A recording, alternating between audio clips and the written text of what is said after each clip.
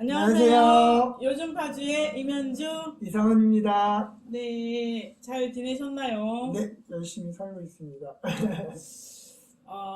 저는 다음 주 중에 그 다음 날에 약간 한가한 날에 음, 사전 예약으로 해서 어, 어, 저는 백신 주사를 맞으려고. 오늘 예전 예약을 해놨는데, 오늘 1시부터 그 시행을 하는 거예요. 네, 알아요. 근데 당일 만 예약을 하면 당일 그날 가서 받는 주사. 알람이 뜨게끔. 그 자녀 백신이 있으면은 그러니까 알람이 뜨게끔. 자녀 백신 예를 들면 한 번 까면 10명이 해야 그죠? 되는데 이제 취소한 사람이 음, 있는 경우 이렇게 하잖아요. 그래서 나는 당일 예약하고 음. 당일 가서 주소 맞는 건 줄 알았는데. 아니, 근데 그게 아니라, 예를 들어서 오늘 깠는데 안 왔어. 음.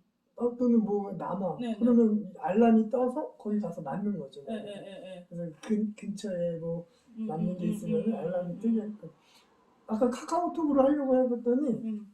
그게 시스템이 마비가 됐는지 너무 저는 많아서. 네. 그래서 네이버로 그래요. 많구나. 저는 음, 그래서, 예, 혹시나 모르니까. 음, 근데 그런 얘기가 있더라고요. 백신을 했는데 젊은 사람은 이 뻐근하고 막 이렇게 음, 좀 아프고 그런가 봐요. 음, 근데 50대 이상은 그래. 뭐가 없대요. 증상이. 근데 저 맞으려고 하는데 제가 그 각각류 알러지가 있어갖고 예? 각각류 알러지가 있어가지고 그래 맞아도 되나. 그럼 문의를 해보세요. 그거야 무슨 각각류 그 만든 소재가 그런 게 들어가 그렇진 않은데 있을래나? 뭐 반응이 있을까봐 그래서 그냥 하루 조금 쉬면 되겠지 뭐. 두렵긴 한데 근데 맞아놓고 나면은 좀 많이 편리할 것 같기는 해요. 네네네. 하여튼 그래서 백신을 그렇습니다. 빨리 맞아서 우리가 그러게요.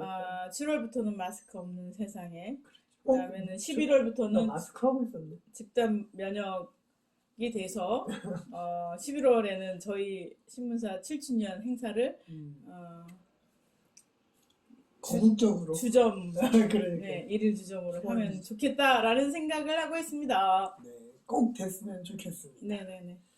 그리고 오늘 뭐 파주에 좋은 소식이 네, 있더라고요. 예, 예. 그러니까 뭡니까? 저도 뭐 그 조성한 도의원 그 페이스북에서 본 건데 그 경기도 경제과학진흥원이 파주로 유치가 됐다고 유치 확정이 됐다고 그게 딱 떴더라고요. 박수.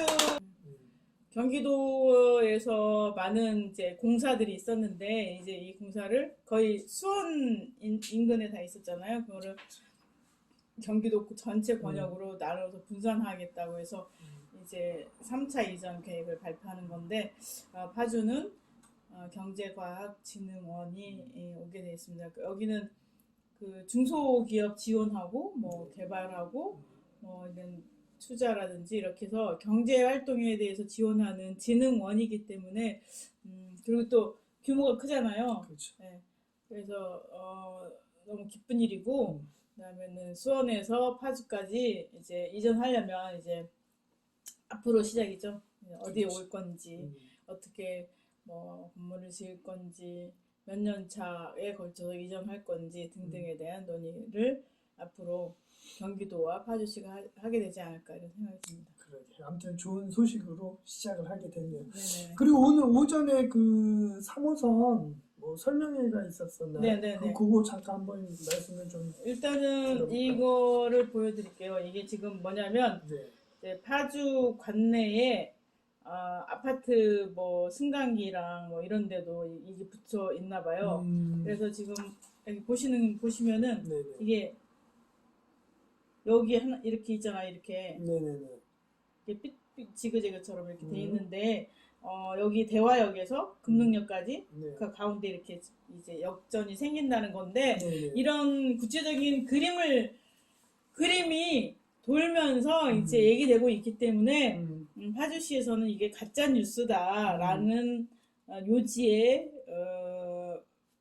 브리핑을 하기 위해서 오늘 긴급하게 이제 기자 브리핑을 했습니다. 음, 그런 얘기예요.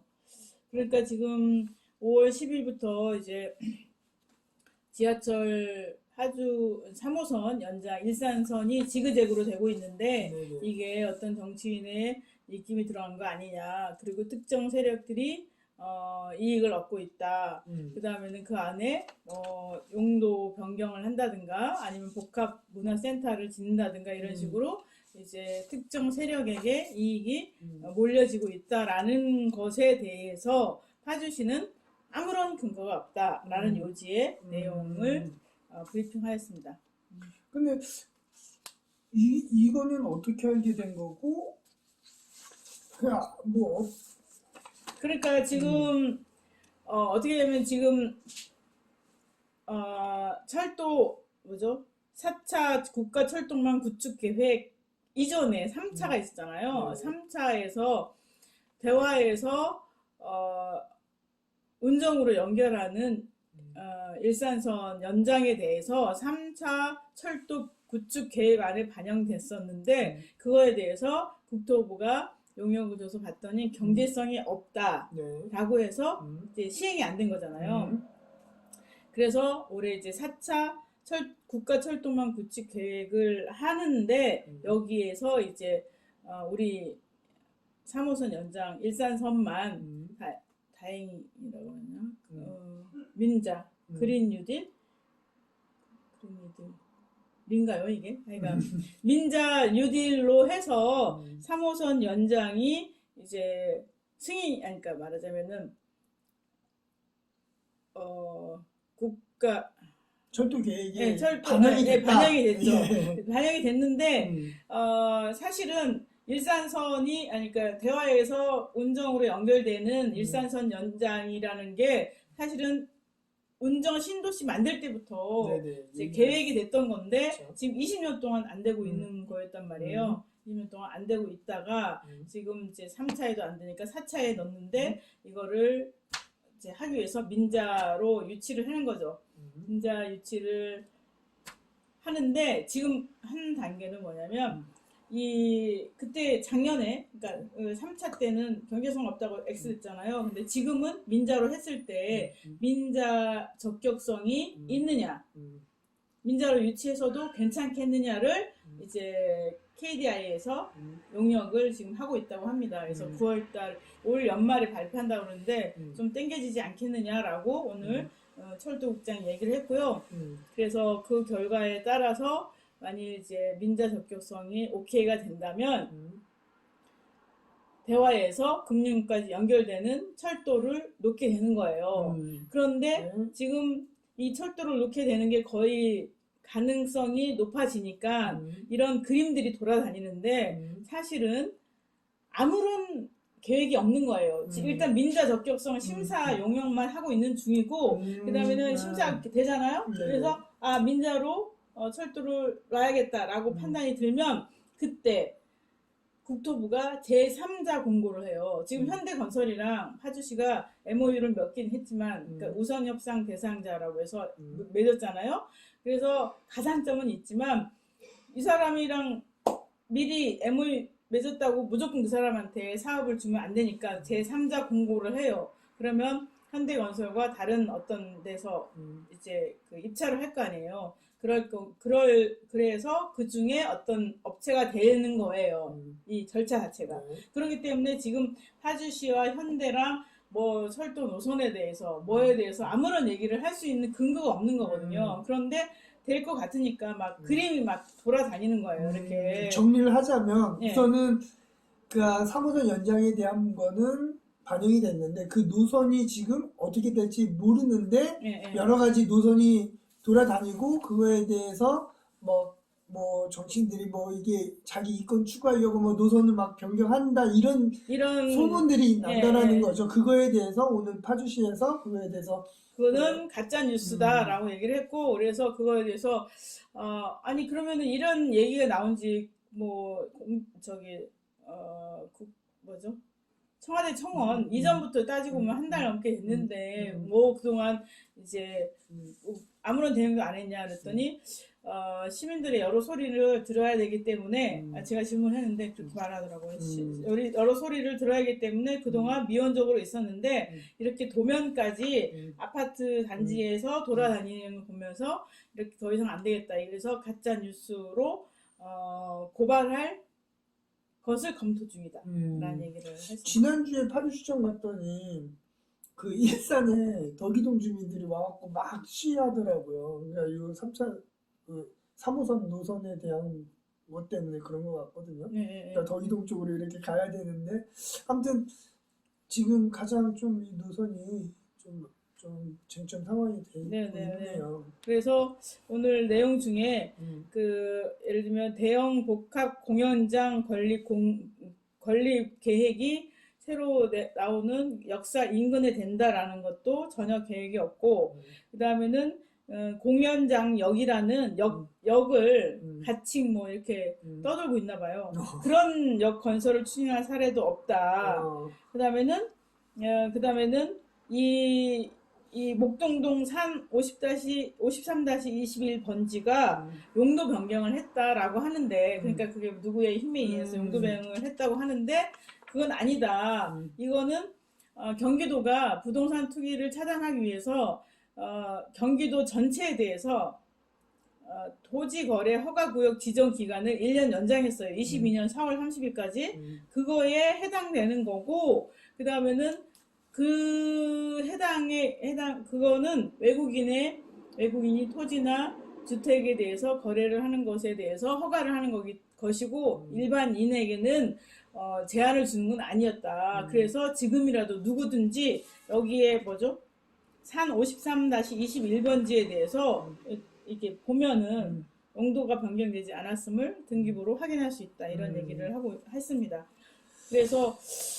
그래서 요지는 지금 3호선과 관련돼서 떠도는 게 가짜다, 가짜 뉴스다라고 하는데, 이런 얘기로 정리가 될지 어쩔지 모르겠네요. 그러게요. 계속 뭐 뜨거운 감정이 계속 주시를 해야 될 것 같네요. 네네네. 그리고 소식 있을 때마다 소식 좀 전해 주시면 좋을 것 같고요. 네네네. 그리고 이 4차 철도 구축 계획이 4월 22일 날 공청회를 국토부에서 열었대요. 네. 그런데 그 공무원 얘기로는 우리도 전날 알았다는 거예요. 그 유튜브로 이제 온라인으로 이제 공청회를 했다고 하는데, 그래서 어떻게 이럴 수가 있느냐 물어봤거든요. 아니 무슨 공청회도 파주 패싱 아니야? 그랬더니 철도 이 4차 철도 계획 안에는 뭐 우리만 있는 게 아니라 수백 개의 철도 사업이 있을 거 아니에요. 그 모든 것들이 다 있기 때문에 국토부에서 각 지자체에 막 일일이 통보하고 그러지는 않는다. 그래서 굳이 그런 건 아니지만 우리도 다 당혹스러웠다, 이런 얘기를. 좀 믿겨지지는 않는 얘기네요. 그렇죠. 너무 참 좀 그렇습니다. 그리고 또 하나 이번에 알았던 거는, 저희가 취재해서 지난 호에 실렸을 때는 적격성 심사를 하고 3자 공고를 하고 계약 체결을 하고 설계를 하고 그다음에는 완공하고 이제 10년 걸리는 걸로 이제 예상을 했거든요. 그래서 아니 그러려면 왜 민자를 하냐 이런 생각을 했었는데 오늘 물어봤어요. 그 3호선 연장해서 완공될 때까지 타임테이블이 어떻게 되냐라고 물어봤더니 23년도에, 그러니까 올해 적격 심사하고 설계하고 계약하고 뭐 이렇게 해서 하면 23년도에 착공을 해서 25년이나 6년에 완공될 것이다라고 얘기를 하는 거예요. 네. 그러니까 5년 안에 되는 것으로 얘기를 해요. 그래서 이게 지금 제대로 저희가 취재한 거로는 그 과장한테 10년이라는 얘기를 듣고 한 건데, 이제 국장은 5년이라고 하잖아요. 지금 모르겠어요. 그래서 그러냐 그랬더니 구간도 짧고, 그다음 대화역과 금능역은 증축하는 수준이고, 그러니까 길이도 짧고, 그다음 대심도 이제 뭐 50m 이하로 막 하는 게 아니라 40m에서의 이제 공법으로 하는 거기 때문에 시간이 많이 걸리지는 않을 것이다라고 얘기를 해요. 그래서 기간이 짧아질 수 있구나. 그래서 이거에 대해서도 저희들은 계속 관심을 가질 필요가 있습니다. 저는 근데 얼추 그래도 좀 뭐 노선이 알고 있는 사람은 알고 있지 않을까라는 생각이 들어요. 아니 그리고 지금 현대 입장에서는 지금 뭐 올해 안에 적부심이 나올 거 아니에요. 그러면은 이게 뭐 거의 될 것처럼 되어 있기 때문에 그쪽에서도 철도 노선에 대해서 설계 작업을 어느 정도 검토할 거 아니에요. 네. 그러니까 이런저런 얘기들이 많이 나오는데 뭐 여기는 뭐 GTX-A처럼 뭐 그 문제 없으려나? 지압하는 거. 그, 그렇습니다. 예. 그렇습니다. 그래서 계속 관심을 가질 필요가 있고 그 우리 이제 민자 현대건설이랑 같이 이제 이렇게 MOU를 맺긴 했지만 저는 아직도 국가재정 사업으로 가야 된다는 생각을 하고 있기 때문에 그런 방향에 대해서 저는 아직도 희망을 버리지 않고 있습니다. 야, 지금 운정 주민들은 진짜 막 들썩들썩 하겠는데요. 맞아요. 그리고 지금 여기에 이제 가자, 그러니까 덕이 운정으로 넘어가는 거잖아요. 그러니까 가자와 교화가 이제 빠지게 되면서 그쪽 주민들의 움직임도 지난번에 온 분이 덕이동이 아니라 가자동에서 온 것 같기도 하다. 가자겠죠. 그러니까. 근데 그분들이 파주시 앞에서 시위하는 게 방향이 맞는 건지 모르겠네요. 그러니까. 근데 하여간 그 가자 지역을 통과하는 노선은 그 3차 때도 폐기됐었던 거고 이번에도 안 되는 걸로 된 것 같아요. 그래서 뭐 별도의 뭐 내부 철도를 뭐 한다든가 이런 고민을 이제 지자체도 그렇고 국토부도 하는 것 같은데 사실 이게 이게 굉장히 뜨거운 감자가 되는 거는 뭐냐면 국가 재정 사업과 같은 규모의 큰 거잖아요, 사실은. 그렇죠. 예. 그래서 국가가 우리 돈을 모아서 그 돈을 어디에다가 투자해서 SOC를 하느냐에 따라서 그 기반 시설이 갖춰지기 때문에 그 인근 지역의 토지 거래 가격이 올라가고 집값도 올라가는 거잖아요. 그러면 과연 초과 이익. 이 이익은 도대체 어떻게 어디로 가야 되는 거냔 말이죠. 그래서 저는 싱가포르를 많이 생각하고 있습니다. 그러니까 차라리 이런 모든 것에 대해서 토지나 이런 철도나 SOC는 국가 기반 시설로 하고 그 기초 위에서 예를 들면은 뭐 주택을 건설한다든가 공공임대를 해도 이런 거는 다 이제 장기 우리가 그냥 여기 살고 떠나는 곳으로 생각해야지 이 자산을 갖고서 가치 축적을 하고 그다음 초과 이익을 얻고 이런 발상 자체가 되지 않게끔 가야 되지 않을까 이런 생각을 많이 하고 있습니다. 하는 참 쉽지 않은 문제예요. 네네. 아무튼 그거는 진짜 이 사업만 가지고도 한 시간 넘게 토론할 수 있는. 부동산 뭐 폭등해서 막 욕하는데 내 집 올랐다 해서 속으로 막 좋아하는 사람 있잖아요. 지금 GTX 해서 이제 자기 3억 올랐다고 누가 막 그렇게 하더라고요. 그분은 뭐 투기하려고 한 거 아니었는데 그렇게 된 결과적으로 그렇게 되는데 이런 결과 자체가 괜찮은 건가 고민을 한번. 언젠가 저도 부동산에 대해서 공부를 해서 얘기를 같이 나눌 수 있으면 좋겠습니다. 저는 부동산은 제 몸밖에 없고 이거 동산이구나. 움직이니까. 네. 그리고 저는 요새 손실보상법에 관심이 많은데요. 지금 네네. 어제 국회의원 118명이 국회에서 말하자면 집회를 했죠. 네, 손실보상법 통과를 시켜라라고 공청회를 한 다음에 전체가 모여서 이제 집회 시위를 한 것으로 알고 있습니다. 국회의원 118명이면 3분의 1 이상이 되는 거고 다수의 국회의원인데 입법기관인 국회의원이 이렇게 모여서 한 목소리를 낸다는 것 자체도 굉장히 큰 의의가 있지만 지금 코로나로 인해서 죽어가는 많은 소상공인들을 살려야만이 국가 경제가 다시 살아날 수 있다라는 절박함 때문에 나온 거 아닌가 싶거든요. 네, 이거에 대해서 얘기 좀 정의당이 앞장서서 네, 지금 하는데. 뭐 아시다시피 뭐 국회 지금 로텐더 홀에서는 류호정 의원이 한 지금 28일, 29일째 거기에서 아예 직무를 거기에서 보고 있고요. 그래서 저도 계속 그 보궐선거 전에도 계속 통과된다 하는데 계속 안 되고 있는 이유가 너무 궁금하더라고요. 그래서 왜 안 되는지에 대해서 그 류호전 의원실 보좌관이랑 좀 친분이 있어갖고 물어봤, 지금 쟁점 사항이 무엇냐라고 물어봤더니 정부 측 주장은 그거라고 하더라고요. 그러니까 지금 그때 당시, 지금은 뭐 어젠가 그제 입법청문회 있었잖아요. 중소 그 장관이 뭐 소급 적용 안 한다고 한 적은 없다라고 얘기를 했다는데, 제가 한 2, 3주 전에 그 보좌관하고 얘기를 했을 때는 정부 쪽에서는 지금 두 가지인데, 손실에 대한 명확한 데이터를 구할 수가 없다라는 게 첫 번째고, 또 한 가지는 소급 적용에 대한 부분은 지금 그간에 나간 재난지원금이 있기 때문에 그거랑 중복되기 때문에 그렇다라는 게 쟁점이다라고 얘기를 하더라고요. 쟁점 같지도 않은 쟁점이죠. 그러니까요. 까놓고 얘기를 하면은 20조 쓰기가 싫다. 그래서 작년 9월부터 기준으로 해서 9조만 쓰겠다. 아니다, 20조 써야 된다. 뭐 이런 얘기예요. 간단히 말하면 기재부가 나라 국간의 열쇠를 딱 잡고 돈을 쓸 수 없다라고 버팅기고 있는 거거든요. 이게 지금 말하는 입법부와 행정부 간의 갈등인 거예요. 싸움이에요.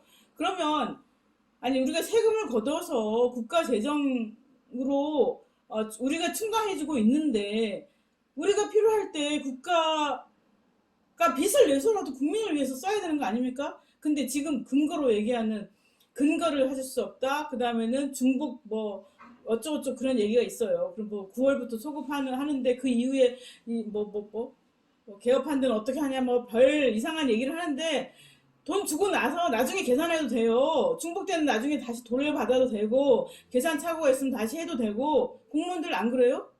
공무원들 지난번에 선별 지급한다고 재난지원금 할 때 받아야 될 사람 못 받고 이상한 사람 받고 안 그랬어요? 그러면 그런 시행착오도 없이 뭐 100% 완전하게 무슨 자기네가 뭐라고 그걸 다 할 수 있다고 그걸 뭐 쟁점이라고 떠들고 있어요 지금. 그래서 그 말이 안 된다. 기가 차서 진짜. 그러니까 이거는 일반적으로, 그러니까 아니 아무리 상식적으로 생각을 해도, 그러니까 국가에서 영업 제한을 한 거잖아요. 그럼 영업 제한을 했기 때문에 자영업자들 입장에서는 그만큼 매출이 줄고 소득이 줄어든 거잖아요. 그거에 대해서 보상을 하라라는 건데, 그게 쟁점 사항이 된다라는 것 자체가 조금 웃기는 그러니까 말이 안 상황이라는 돼요. 거죠. 지금 문재인 대통령 결단을 내리세요. 방법이 없어요 지금. 뭡니까 지금 이게? 국회의원들이 이렇게 떠들고 있고, 저는 무슨 생각까지 드냐면, 이거는 완전히 이건 내 피셜이니까 그냥 들으세요. 자영업자들 자살하고 고통받고 그 다음에는 빈곤을 절망해서 자살한 사람들의 통계가 이게 안 나오는 거 아닌가. 저 그거 찾아봐야 되는데요. 그게 그렇습니다. 아니 그리고 지금 일단은 K방역 세계적으로 떠들었잖아요. 그러면은 이 방역이 제대로 될 수 있게끔 한 게 뭡니까? 소상공인들 못 벌어도 문 닫았어요. 그러면 이 사람들 살리고 나라를 지켜야 되는 거 아니겠습니까? 그가 지금 왜 이럴까라는 걸 딱 보면, 그러니까 관료들이잖아요. 관료들은 이 자영업자들이 얼마나 힘든지 그거를 체감을 못하는 것 같아요. 왜 그러냐면 그분들은 이렇게 아무리 뭐 세상이 힘들어도 따박따박 월급 다 가져가잖아요. 다 가져오고 주변에 이렇게 어려운 사람이 없는 것 그렇죠. 때문이죠. 그러니까 그래서 모르는 거야. 공무원 임금을 뭐라자면 무슨 어떤 기준치를 해서 국가 이제 그 임금 있잖아요. 임금 그래프를 찍을 때 중위치, 그러니까 가운데치 있죠? 가운데치하고 연동해서 공무원들 이거를 이제 탄력성 있게 해야 되지 않을까 이런 생각까지 들 정도예요. 그죠. 지금. 맞아요.